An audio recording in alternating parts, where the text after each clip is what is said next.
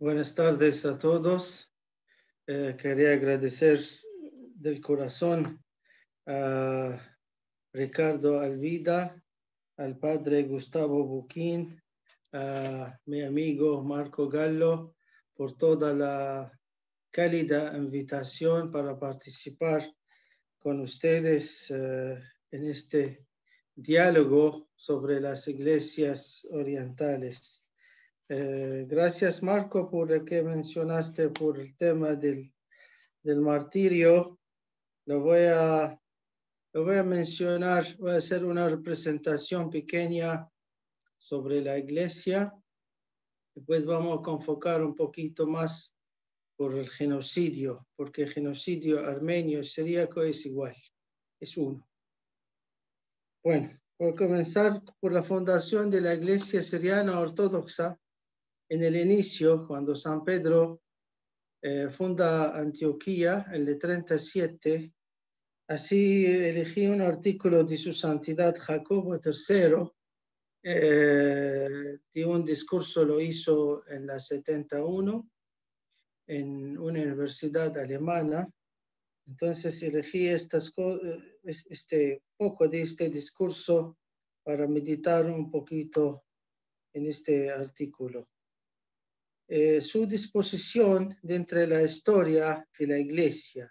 La Iglesia goza el mayor prestigio en la historia de cristiandad, ya que es la primera iglesia que estableció en Jerusalén de los apóstoles y predicadores, otros judíos convertidos, y fue injertada en Antioquía por aquellos que se convirtieron de entre arameos y otros elementos gentiles. Puede justificadamente reclamar el patrimonio litúrgico musical más rico, más aún orgulloso registro teológico y misionero. Sufrió incalculables dificultades, tragedias, incluidas masacres repetidas, traslados de la sede del patriarcado de una localidad a otra por motivos políticos y otros desarrollos.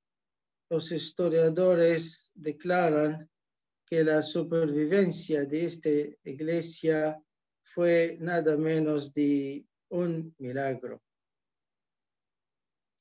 La lengua de la iglesia, no hay duda que el arameo era el idioma de los judíos durante la era apostólica, así como durante varios siglos antes de este periodo que se remonta al 500 antes de Cristo. Los judíos incluso escribieron algunas de sus sagradas escrituras en arameo en caracteres arameos.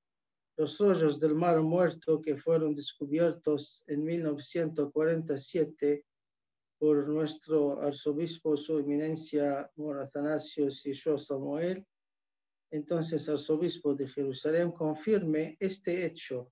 Este lenguaje, por tanto, fue utilizado como lenguaje litúrgico en la iglesia y hasta el día. El arameo, liturgia escrita originalmente por Santiago, el hermano de nuestro Señor. Cuando decimos hermano, es pariente. Según las relaciones judías, el primo lo llaman hermano, como Lut, hijo del hermano de Abraham, lo llama hermano. Acá también lo mismo, hermano. Señor Jesucristo no tenía hermano. Entonces es el primer obispo de Jerusalén y llegó a ser utilizado por primera vez por la iglesia. De ahí se le atribuyera este texto. Estamos muy orgullosos de que este idioma fuera nacimiento y vida de Cristo por sus milagros, enseñanzas, sermones, establecimiento de los sacramentos, la encarnación y la redención. Fue honrado por su santa boca y la de su madre bendita, los apóstoles. También estamos orgullosos de que por este idioma el Evangelio se predicó por primera vez en Judea, Siria, países vecinos.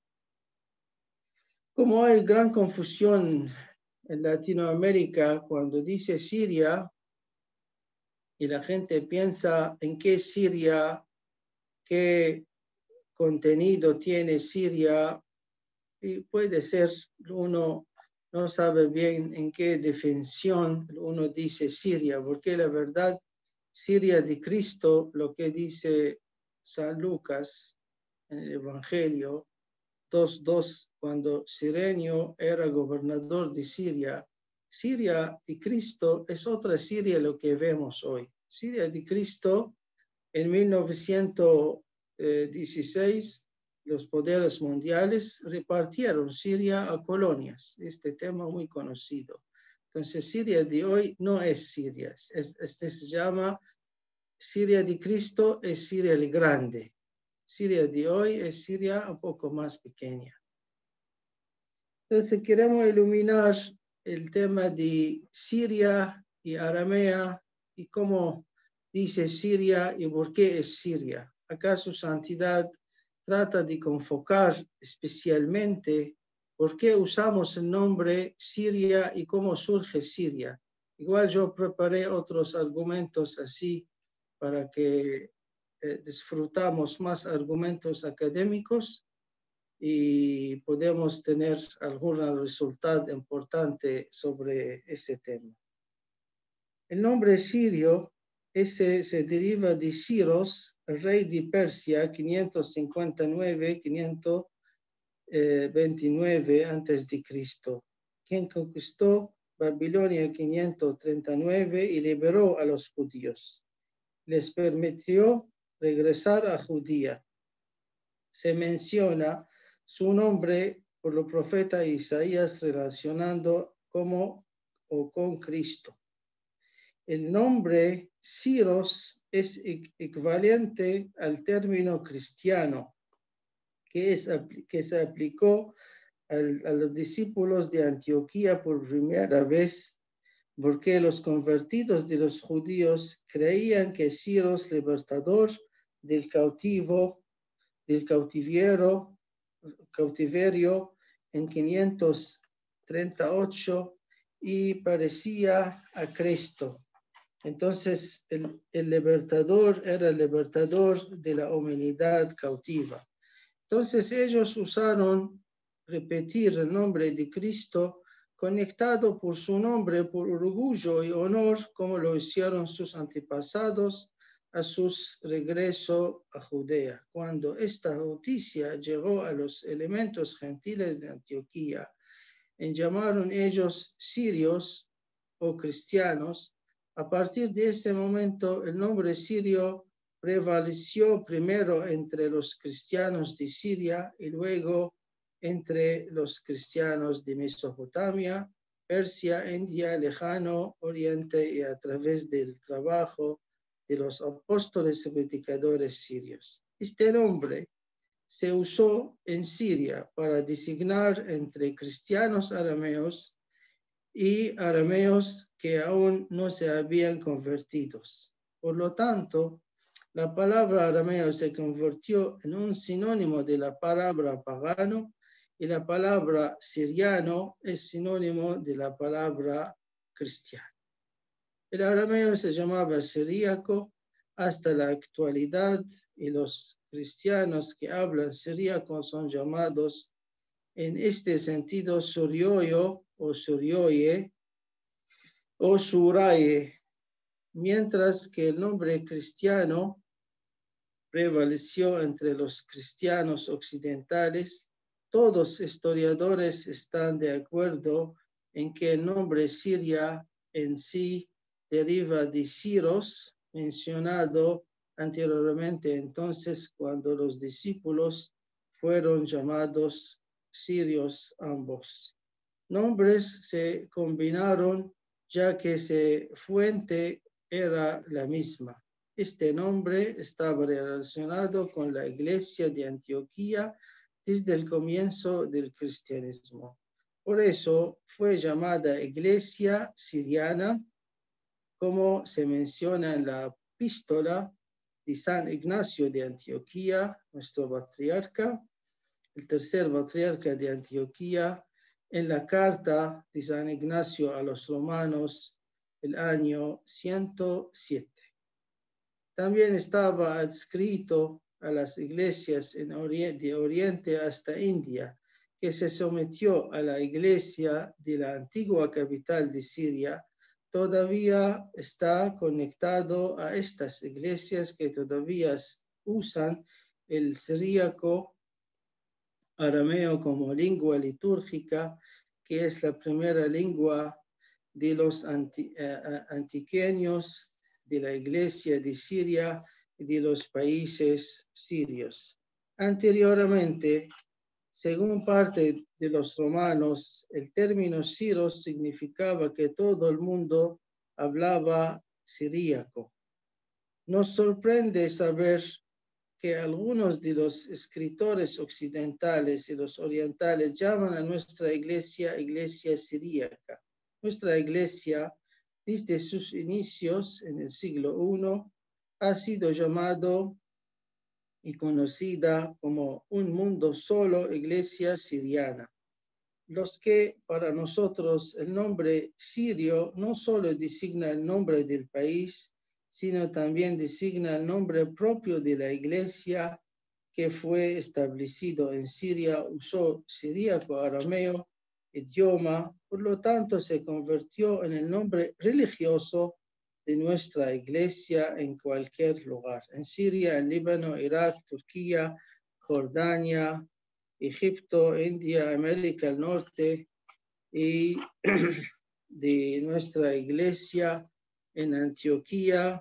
Y ustedes saben que en Antioquía los apóstoles fueron llamados primero cristianos, Hechos Apóstoles 11:26.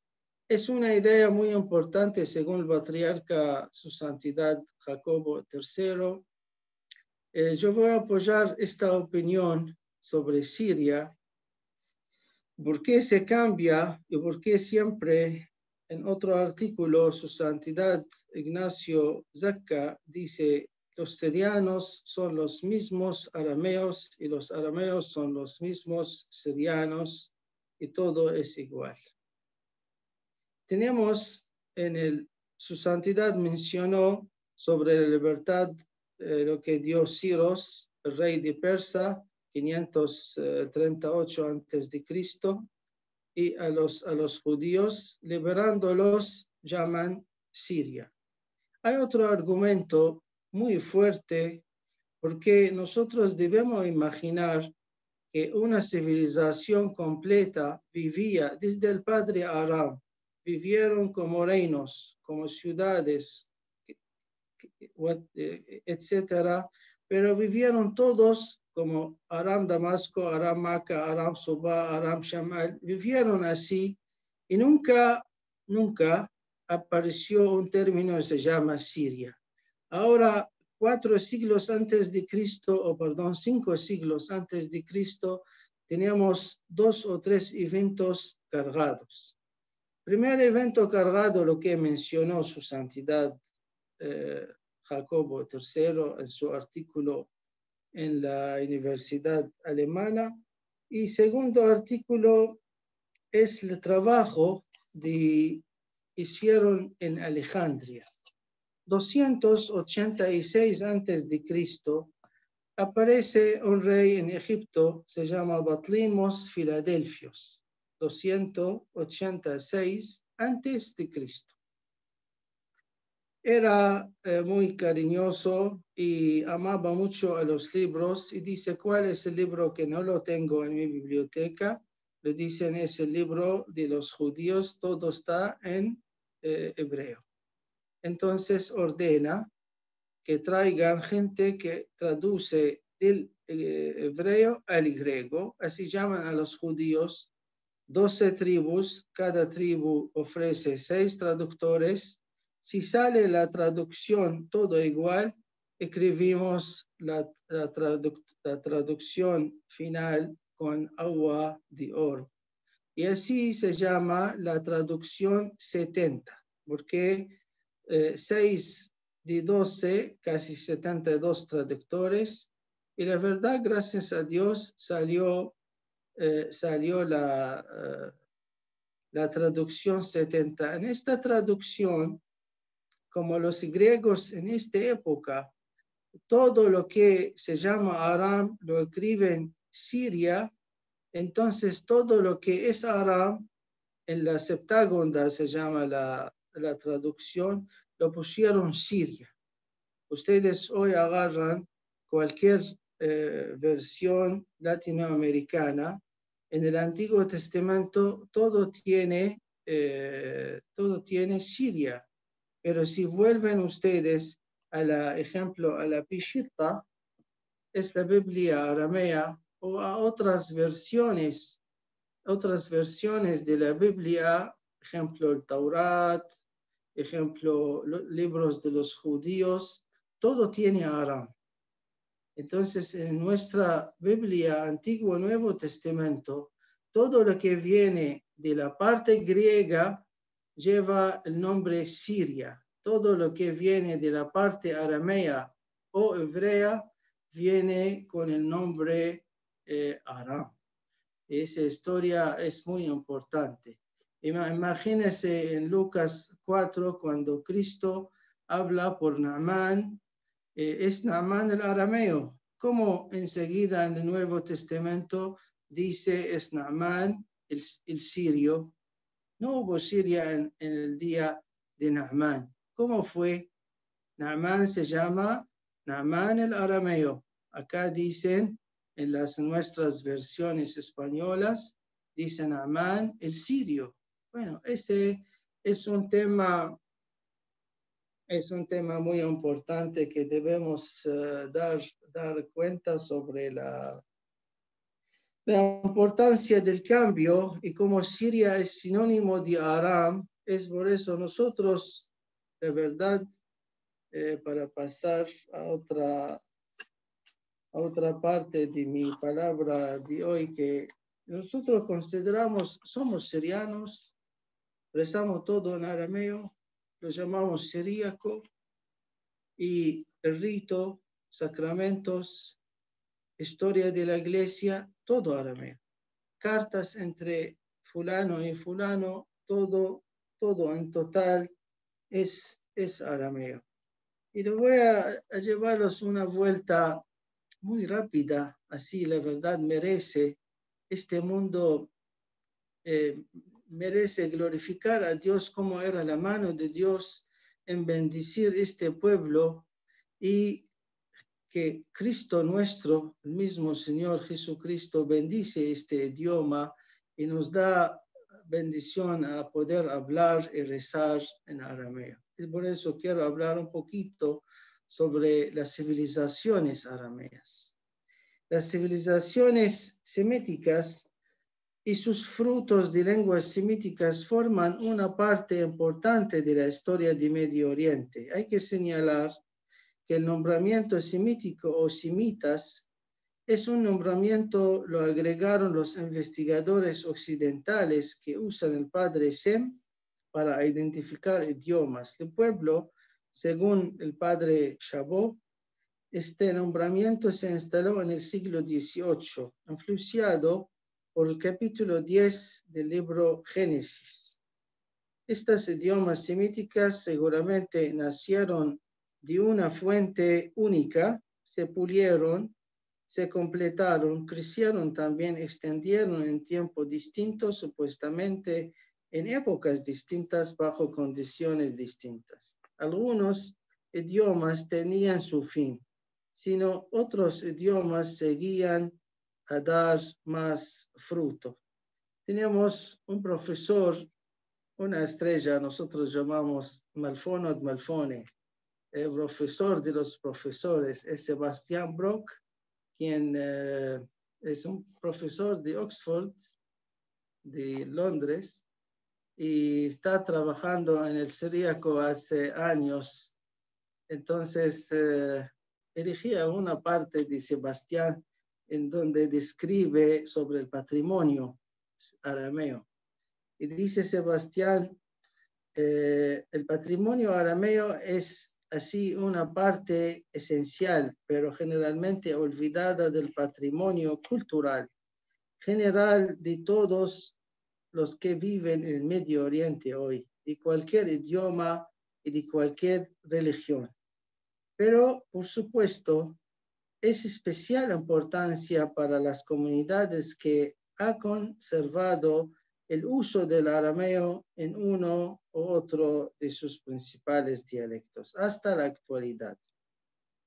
El hecho de que estas comunidades abarcan 4 religiones, cristianismo, islam, judaísmo y mandaísmo, es una clara indicación del papel fundamental juzgado por el arameo en el curso de la historia del Medio Oriente. Resulta que hoy en día patrimonio arameo es mejor conservado entre las diversas iglesias cristianas, cuya lengua litúrgica tradicional es siríaco. Arameo es el nombre principal cristiano dialecto del arameo. Esto significa que el patrimonio del arameo antiguo es de relevancia, especial importancia donde quiera en el mundo. Estas iglesias de siríaco se han extendido y ya sean en el país o en Asia o en China de hoy, cuando están presentes no solo en India del Sur, que se remonta a casi 2 millones, pero también en muchos países de lo que sus habitantes han emigrado, sobre todo Europa Occidental, América, Australia. Hoy nuestras iglesias están en todo el mundo, lamentablemente. Lo que dijo nuestro querido hermano Marco, genocidio. La gente se va. La civilización aramea fue una civilización originaria, auténtica, viva y vive desde el padre Aram hasta hoy en la conciencia de los pueblos que hablan este idioma. Entonces, no murió y nunca morirá. En épocas antes de Cristo fue idioma internacional del Imperio Babilónico y Pérsico, y yo lo preparé una dulce novela sobre historia del siglo VI antes de Cristo de la literatura aramea pura. Entonces, en épocas de Cristo, idioma internacional del Imperio Babilónico Pérsico, hasta que libros de la Santa Biblia están en arameo, libro del profeta Daniel, por su suavidad, letras, facilidad y eficacia. Por otras épocas, fue idioma del Señor Jesucristo, por gracia de la Iglesia Siriana Ortodoxa, Iglesia del Este, idioma arameo. Está usado en la vida litúrgica cotidiana hasta el día de hoy, aunque este idioma representa el triunfo de la civilización humana que pudo vivir como civilización originaria en los pueblos y fieles de la Iglesia siriana ortodoxa hasta el día. A pesar de los genocidios, influencia de las guerras, perdió su presencia como idioma nacional en la aparición del Islam. Obligar a los pueblos a hablar el árabe por razones religiosas. Tenemos una opinión de un investigador, la verdad, muy valioso, se llama Franz Rosenthal, en la literatura mundial, especialmente en la literatura oriental. Dice Franz, en mi opinión, la historia del arameo representa el triunfo más puro del espíritu humano, que se concreta en el lenguaje que es de la mente más directa de la expresión física, sobre la pantalla del crudo poder material. Sigue, grandes imperios fueron conquistados por el idioma arameo y cuando desaparecieron, fueron sumergidos en el flujo de la historia.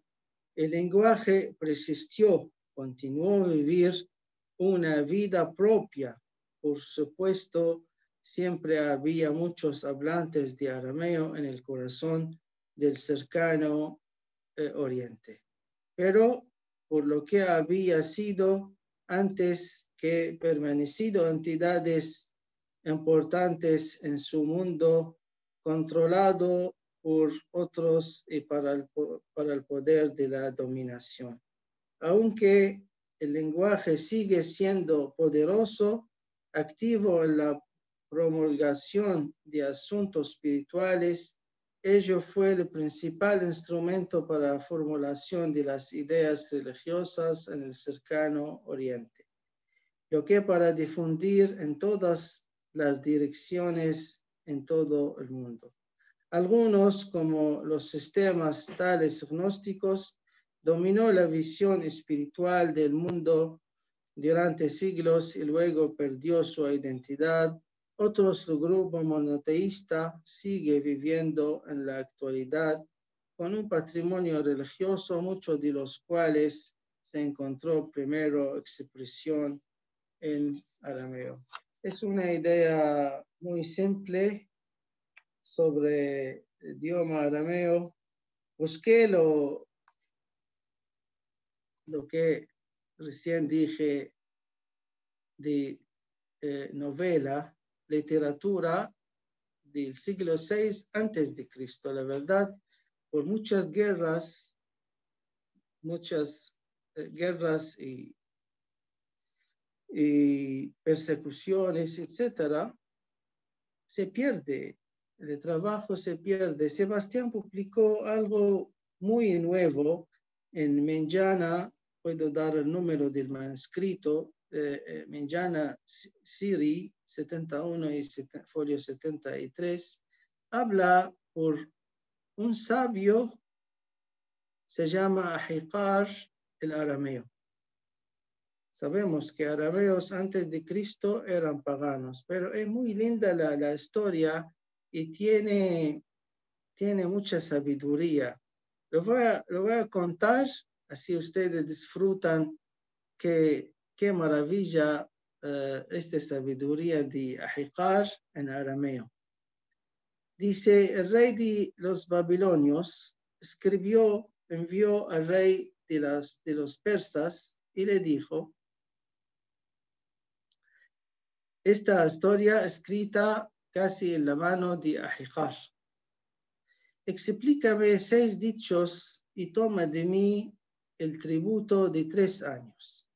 Y si no lo haces, conteste, no lo haces contestar, que tomaré de ti 3 años tributo. Ahora el rey escribió lo siguiente. Son preguntas. ¿Qué es más pesado que una montaña? ¿Qué es más caliente que el fuego? ¿Y lo que es más afilado que una espada? ¿Y qué es más dulce que el miel? ¿Qué es más gordo que la oveja?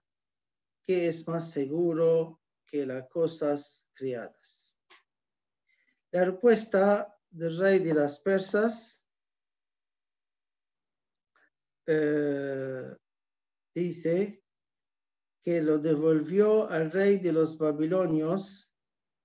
La respuesta así. Lo que es más pesado de una montaña es el engaño. Lo que es más caliente que el fuego es la ira del hombre. Lo que es más afilado de una espada es la lengua de una mujer malvada.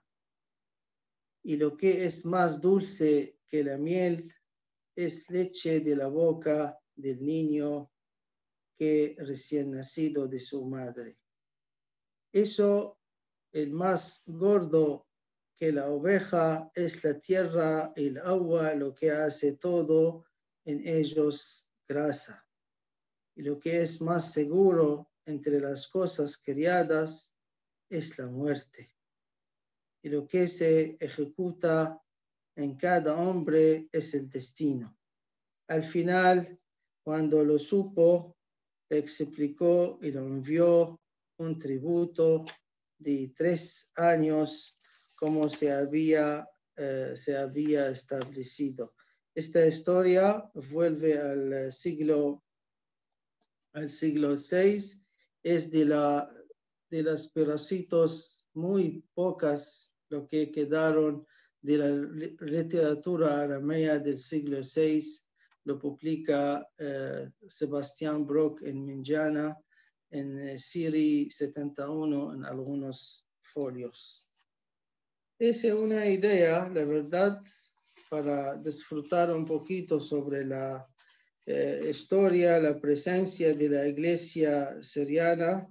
Voy a mencionar algo sobre lo que dijo Marco, genocidio. Y lamentablemente el genocidio, yo creo que genocidio entre siriano y armenio no hay. Genocidio es uno. Por suerte, después del genocidio, tenemos acá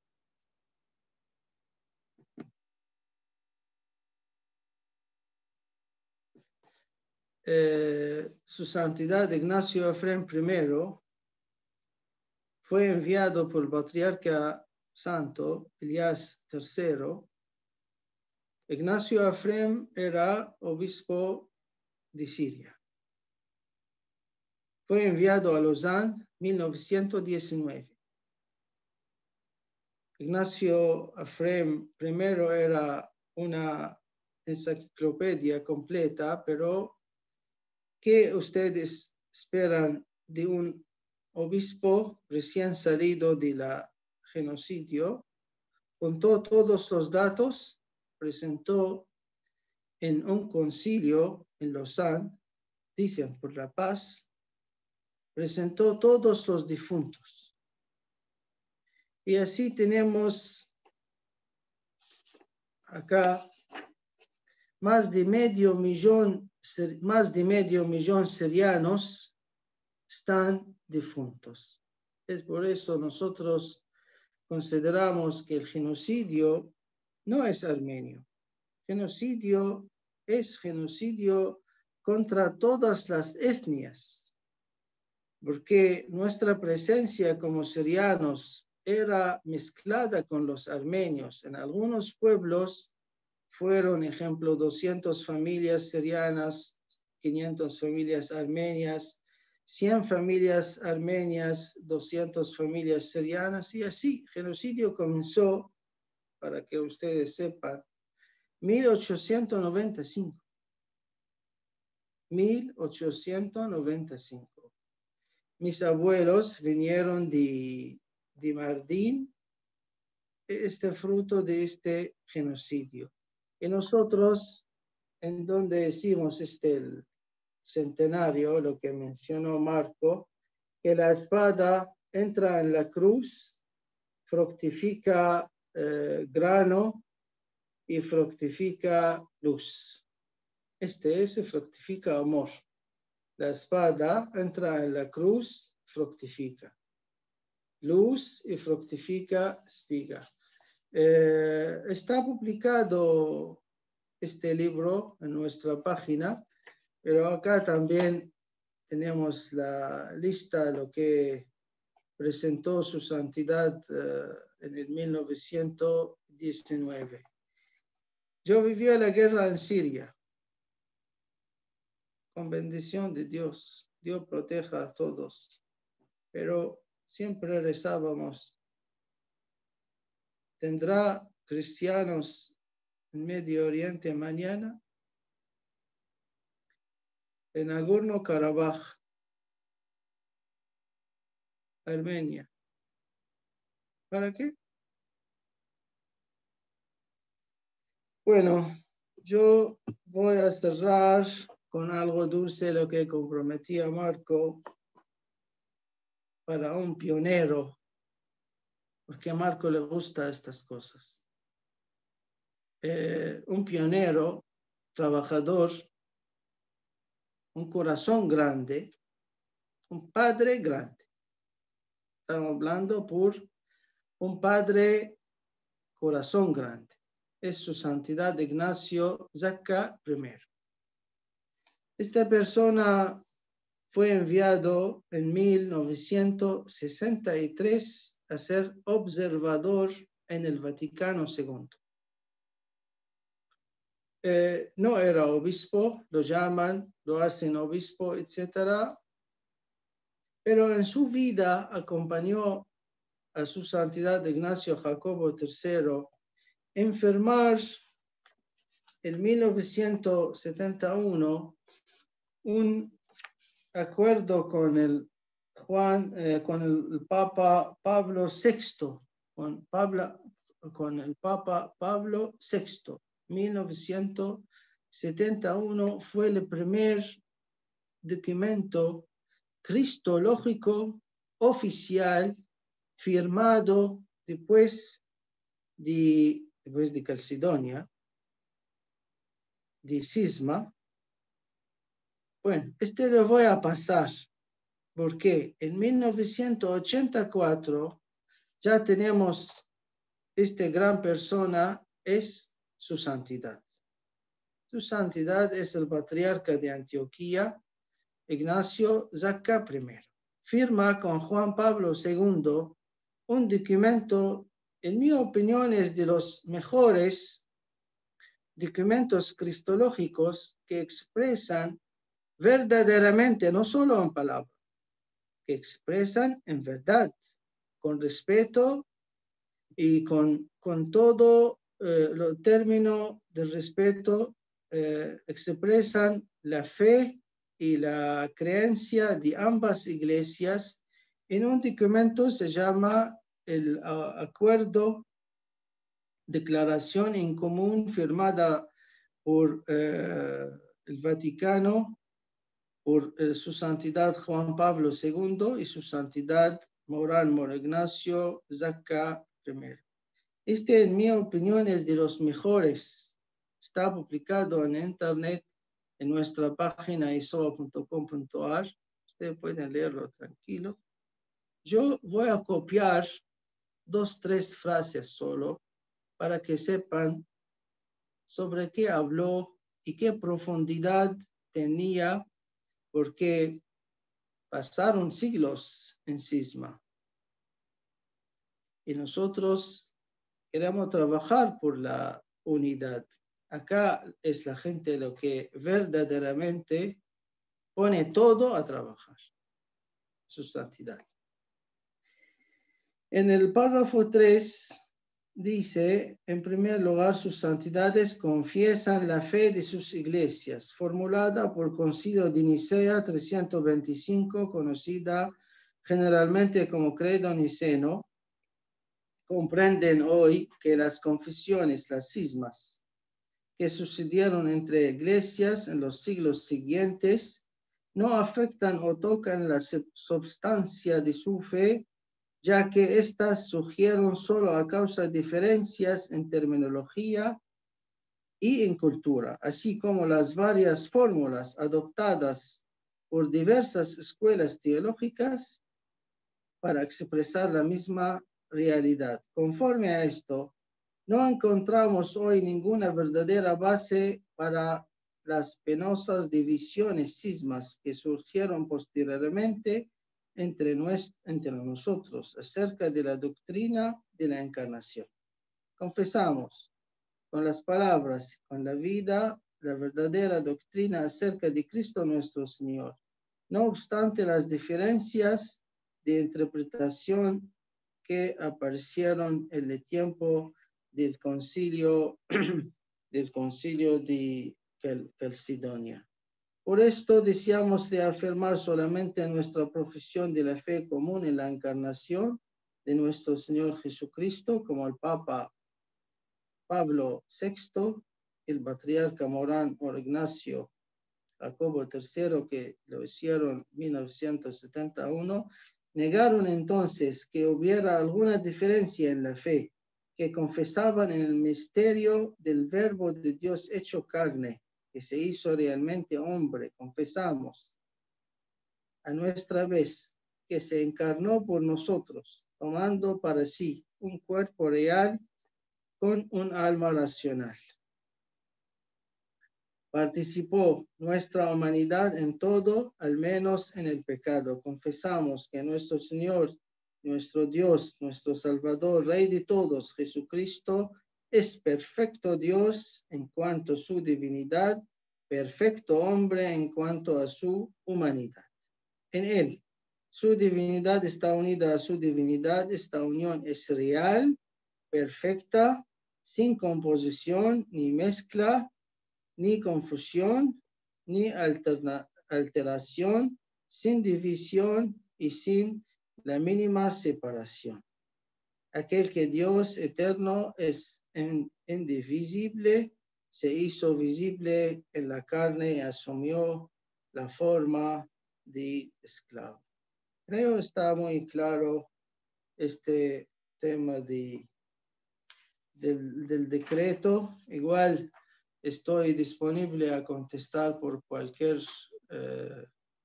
punto. La declaración son 3 hojas. Deben pensarlo muy bien, así con plataforma cristológica amplia para poder comprender todo lo que, porque todo cristología. Bueno, voy a cerrar con lo que dijeron sobre este buen corazón. Buen Padre. Su Santidad, el Papa Juan Pablo II, ¿qué dice por su Santidad Patriarca Ignacio Zakka I? Dice, el Patriarca Ignacio Zakka I es el primero entre los padres honorables que trabajaron para la unión de las iglesias cristianas en este siglo. Saludo con emoción especial su Santidad Morán Mor Ignacio Zakka I Ayvaz, y nosotros somos sus visitantes en esta catedral maravillosa. Estoy muy contento que puedo devolver visitas que ustedes hicieron y encuentros intercambiados de este tipo. Ayuda en apoyar el amor hermano fraternal y lo profundiza. Y sella el acuerdo lo que hizo entre ambas iglesias sobre la confesión en común en la fe por el secreto del Verbo encarnado. Nuestro Dios verdadero y hombre verdadero, estos encuentros nos dan ánimo para trabajar conjunto en la parte pastoral, lo que iniciamos hace 17 años en la declaración en común. Su Santidad, la apertura de su iglesia ecuménica está muy distinguida. Y este es fuente de alegría grande para muchos y ayuda para avanzar más con firmeza para la unión completa. Esta apertura es un señal por la dinamismo de su iglesia espiritual y pastoral. Es muy buen testigo para las vocaciones sacerdotal y monacal lo que tienen ustedes. Bueno, otro para cerrar de Santidad Benedictus el sexto. Dice, nos alegra ustedes que se preparan para aniversario del 25, para su elección, entronización como patriarca de Antioquía y todo Oriente de la Iglesia Siriana Ortodoxa.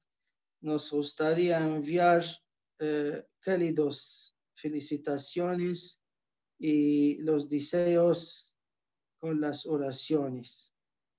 Elevo gracias a Dios para muchas bendiciones que Dios dio a la Iglesia Siriana Ortodoxa, especialmente durante su servicio apostólico. Siento muy agradecido en especial para su responsabilidad en fortalecer la unión cristiana en Medio Oriente, en el mundo en general. Usted trabajó desde el Concilio del Vaticano II, que fue usted como observador para fortalecer las relaciones fraternales con la Iglesia Católica Romana. Es lo que da testimonio por el anuncio en común que firmaron su santidad con el Papa Juan Pablo II en 1984. Yo miro al futuro y me agarra la esperanza grande y me dirijo en oración que Dios bendiga sus esfuerzos, bendiga todos los líderes cristianos para asistir a las necesidades de los fieles, humanitarias y pastorales. Que Dios bendiga su rebaño cariño que vive en una región muy distinguida con la profundidad de la historia de la salvación. Pido y suplico en esta memoria de alegría que descienda las bendiciones de la santidad, la Santísima Trinidad para su santidad y lo colme el amor de Dios Padre y lo ilumina la sabiduría del Hijo y así sigue el fuego del Espíritu Santo en todo su corazón. Lo confirmo también con emociones fraternales que estoy cerca en la oración. Su santidad Benedictus el sexto.